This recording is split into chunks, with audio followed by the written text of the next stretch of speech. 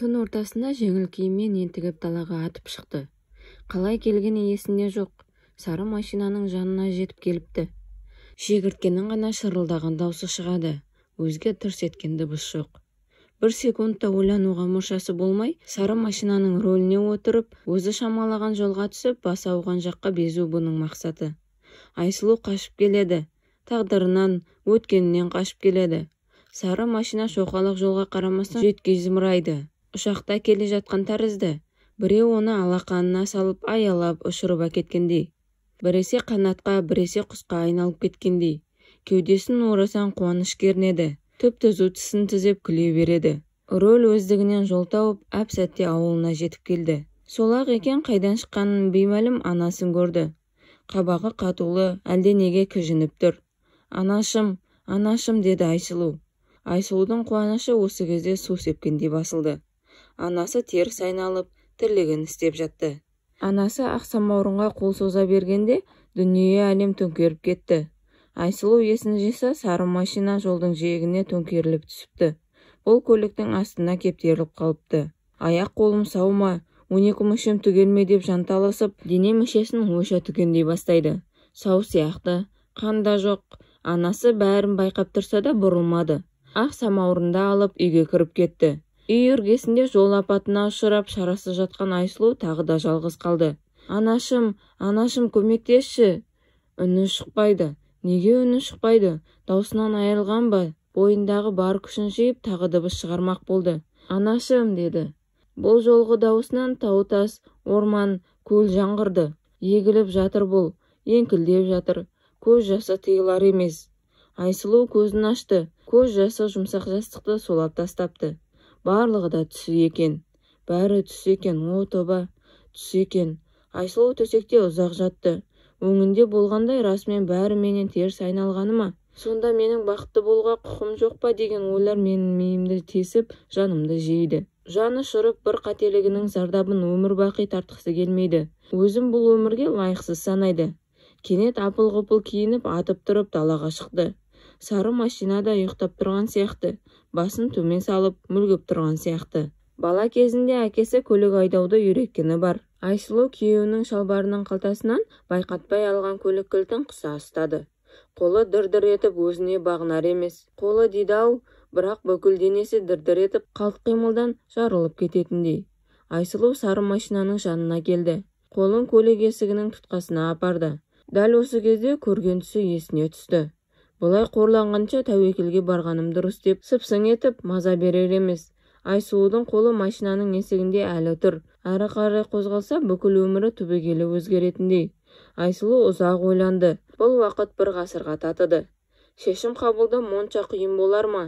Айсұлудың қолы сылқ етіп төменге түсті. Көрші үйден өзімен жасты қыздың болғаны Айсұлудың соры емес бағы екен. Айсұлу терең ойдың шырмауынан бір шешіммен шықты. Оқу.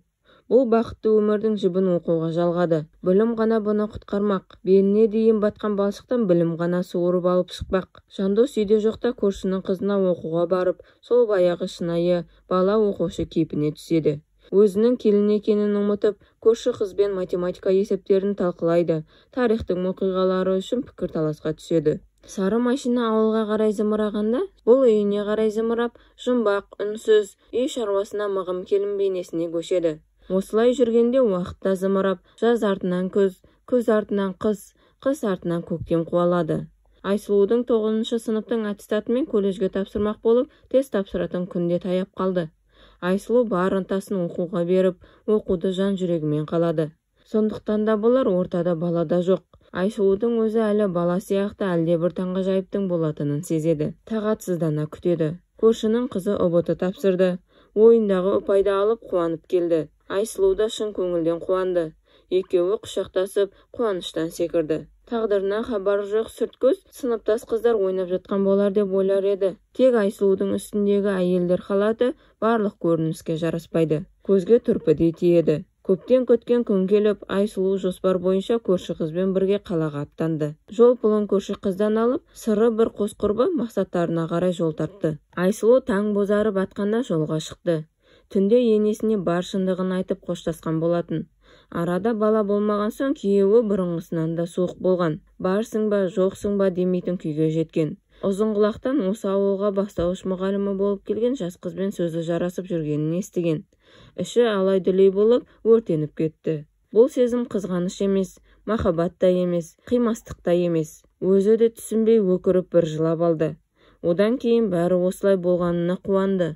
Ал төсекке таңылған бірінші әйелі бұл күні өздігінен жүрмекке талпынатын болған. Бәрінен баз кешіп, өлімін күтіп жатқан жерінен Айсұлу бұл үшін тағдырының жіберген сый іспетті еді.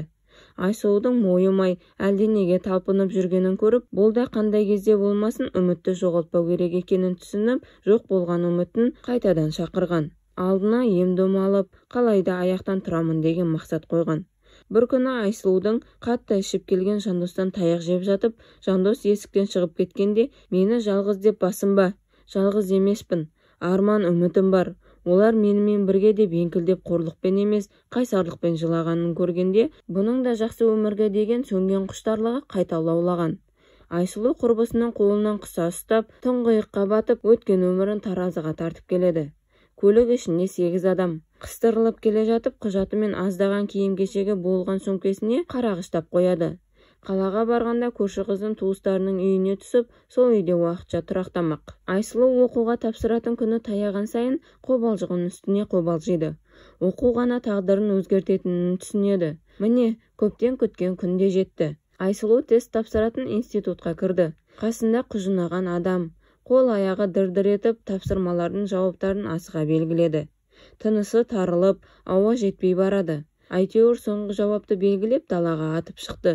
Неге сонша асыққанын кім білсін? Ал тест жауабы болса, келесі күні кешкі уақытта шығатынын белгілі болып, осы уақыт Айсұлу үшін ең ауыр кезеңге айналды. Осынша уақыт дайындалып, жеме-жемге келгенде өз-өзін бағындыра алмағаны үшін іші удай ашиды. Әйтеуір айдақ-сайдақ етіп далаға асығыс атып шыққанын елестеген сайын өзін қоярға жер таппай, шыбын жаны шарқырап кетеді. Үкілеген үміті сөнуге таяу. Жанына бұны қалаға жетектеп әкелген көршінің қызы да демеу бола алар емес. Жалғыз өзі көз көріп, құлақ естімеген мекенге кеткісі келеді. Мені жайыма қалдыршы деп жаймен айтты да бір бөлмеге қамалып алды. Анасының шексіз шетсіз мейірімін сағынды. Тас бауыр қала үркек Айсұлуды қабылдағысы келмей, кеудесінен itергендей. Бұл қалай болмақ? Бұл қайда бармақ? Қайда барса да алдына қара бұлт шығып, жаңбыр жауып тұратыны несі? Күн қашан күледі? Бәріне шапағын шашып, алтын күн бұған келгенде сәулесін аяйтыны несі? Бұл жатқан бөлменің есігі жұлынып кетердей тарсылдап барады. Ашшы, Айсұлу, ашшы, оқуға түскен сияқтысың, есікті ашшы, деді көршінің қызы. Айсұлу өз құлағына өзі сенбей, теңселіп барып есіктің құлпын сырт еткізіп ашты. Көршінің қызы атқылаған сарқырама тәрізді бұған атылып келіп бұны құшағына көмді. Айсұлу, ең жоғарғы балды жинапсың сен. Өң мен түсін айыра алмаған Айсұлу көршінің қызының құшағында толықсып кетті. Айсұлу оқуға түсті, колледждің грантына қабылданды. Тесттің ең үздік көрсеткіші мен сабақ үлгерімі үшін бұны жарты жылдан кейін университеттің грантына екінші курсқа ауыстыру шешімі қабылданды. Айсұлу ең үздік университетте оқып жүр. Жатақханада тұрады. Қалаға келіп оқу орнына қабылданған соң өзіне өзі күтіммен қарап, бірнеше айда толған айдай толықсып, маңдайы жарқырап шыға келді. Группадағы ең сұлу қыз өзі. Группадағы сабағы ең үздік қыз да ол Айсұлу. Жүрегінде бір мұң бар. Өткен өмірін, анасын, әкесін ойлайды. Ауыл жақтан хабар жоқ. Ауылдағы әке-шешесін ойласа өзегі өртенеді. Айсұлу екінші курсты үздік бітірді. Жаз келіп, бәрі үйіне тарасқанда, Айсұлу тығырықпен бетпе-бет келді. Үйге барсам ба, жоқ па деп мың ойланып, 90 толғанып автобусқа отырды. Автобус жүйткіп келіп, бұны ауылына әкелді. Аңсаған ауылын көргенде Айсұлудың көзінен жас пашалады. Көз жасын сүртіп, міне, бұл қазір өз үйінің алдында тұр. Өзі қашқан үйіне аңсап, зарығып келіп тұр. Таң еді, ата-анасының шаруа қамдап шығатын уақыттары болды. Тырс еткен дыбыс жоқ. Бұл ауылда, өткінші өмірі қалған көрші ауылда бұны қашқын санайтын. Үйден қашып, әке-шешесін тастап тұрмысқа шығып, ол жақтан да қашып кеткен деген әңгімелер гу-гу айналып жатқанын ұзын құлақтан еміс-еміс естіп қалған. Күдікті топқа қосылып, жеңіл жүріске салыныпты деген сөздің де шет жағасын еститін еді. Бұдан да басқа алып қашпа әңгіме артынан көп ерді. Есіне де алғысы келмейді. Кезінде көп өсекке айналған Айсұлу содан бері әке-шешесінің амандығын көршінің қызы арқылы сұрастырып біліп жүрген. Көршінің қызына менің оқуға түскенімді ешкімге айтушы болма, қайда жүргенімді ешкім білмейтін болсын деп қатаң ескерткен. Ондағысы өзіне өзі келіп алу еді. Жүрек байғұс жарылып кетпей осы күнге дейін шыдапты. Енді дайын, толық дайын. Анадан жалғыз туған Айсұлу тағдыр теперішіне жалғыз өзі қарсы тұрып, жеңімпаз күйде үйіне оралып тұр. Есік сықыр етіп ашылды. Малды өріске шығаруға шықса керек әкесі екен. Әкесі Айсұлуды көргенде, елес көргендей бір орында қақшиды да тұрып қалды. Жұбайының артынан ілесе шыққан анасы, «О, тоба, бұл менің жалғызым ба?» деп Айсұлуға қарай еңірей жүгірді. Әке-шешесіне Сарыға қосылған қыз екеуін кезек-кезек құшақтап үй алдында ұзақ тұрды. Жып-жылы үйге кіре бергенде Айсұлу сол бұрынғы қамсыз, кіршіксіз жүрегі бар аяулы қызға айналды. Ата-анасы ұзақ әңгімені кейінге қалдырып, Айсұлудың амандығын сұрай береді. «Қарағым, есен екенсің ғой, мына шешең екеуміздің күні-түні тілеген тілегіміз қабыл болыпты» деп әкесі еңкілдей жылайды. Бұл көз жасы сарғайған сағыныштың, әкелік махаббаттың, шалқыған қуаныштың көз жасы болатын. Айсұлу терең болса да жеңіл күрсінді. «Апа, әке, мен өзгеше бір махаббат мекенін аңсадым» деді сосын. Бірақ нағыз махаббат мекені зәулім сарай, кең патшалық, бұл сендердің қастарың екен. Өмір бойы жалғыздығыма кінә артқан едім, бірақ үміт өшпесе, арманыңа сенсең, сен жалғыз емес екенсің. Кеш те болса да оны түсіндім. Кешіріңдерші мені, енді ешқашан сендерді тастамаймын. Қателеспеуім үшін қателескен шығармын. Әлі-ақ Айсұлу бәріне көмектеседі әке.